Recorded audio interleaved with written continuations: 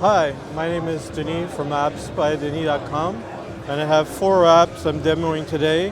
One called Fingerbender, Fader Command, El Capistan, and Blue Sky, and these control hardware synths or guitar pedals. Here is my flagship product called Fader Command. It's a do-it-yourself programmable MIDI controller where you can program any MIDI synth or guitar pedal of your choosing. This interface here will actually insert a lot of the code for you, so you can just focus on putting the correct labels and maybe CC numbers and that. You can create up to 12 programs. This program here is one I developed for the modal craft synth. These faders will control this synthesizer. As you program your faders, you could actually see an overview of all of the parameters on this synthesizer. And there's also 2 built-in LFOs, which are automatically mapped to these destinations here. So the LFOs are a little bit unique. You can see the labels here, so you can get very precise about where you want to modulate. You can modulate just the top and bottom parts, depending on the positions of these LFOs. And I have interesting shapes. For example, the drifting square, it's a regular square wave, but the top and bottom will move a little bit. So it's kind of analogish, and you can change the rate here too. So you can create your own controller for any MIDI synth that's available. So when you get the app, what does it come with before you program it? What does it look like before you put stuff in? It comes with 12 tutorials, and it has, on my website, there's about a dozen or so programs you can already download yourself. On my website, there's the full manual and a 10-minute tutorial on YouTube, which will get you going.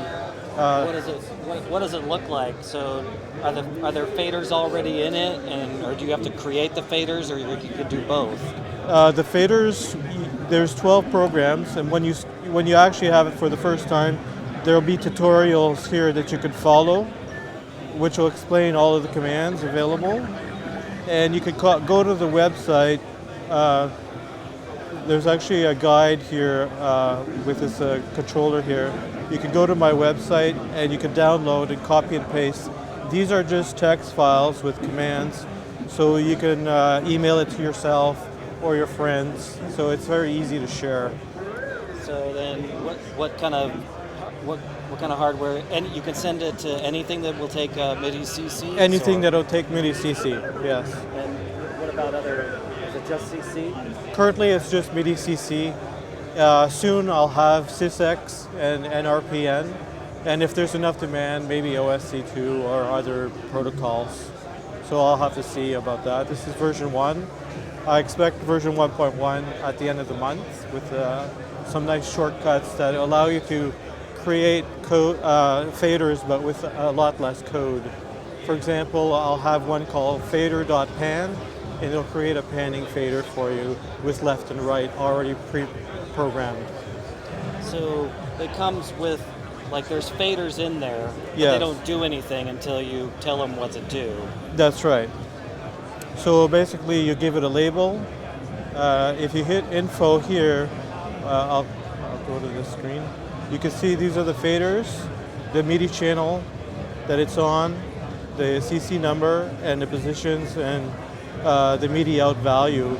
So you can test the faders like this. If there's a problem, it'll highlight it in red. So you can go back and forth. Like you can program one fader, come to this screen, test it out on your gear, and then go back. So you can create things very quickly. How many faders can you have? You could have 100 faders per program. There's 12 built-in programs, so in total there's 1,200 faders. So what's a program? A program is 100 faders, a bank of 10 faders per page. There's 10 pages. So it's not necessarily synthesizer specific? No, I have some for guitar pedals as well. I have programs you can download on my site for the for different synths. For example, the Moog Sub Fatty There's already a program designed for that. I have one for guitar pedals such as the Strymon Big Sky, the one for the Mobius as well. So as soon as you choose your program and you go back to the faders, everything is set up for you automatically. It's in real time. Oh wow. Yeah, so here there's shortcuts that you can have as well. Like these are the values on page 1. So if I click on that, I can go back to page 1.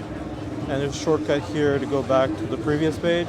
So the workflow is really awesome. And if you're performing, you can see the screen really well in the dark with nice, bright, high contrast labels and values as well.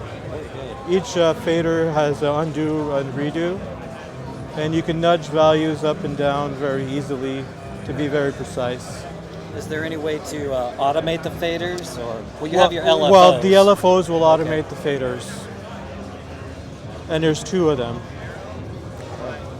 So that's fader command.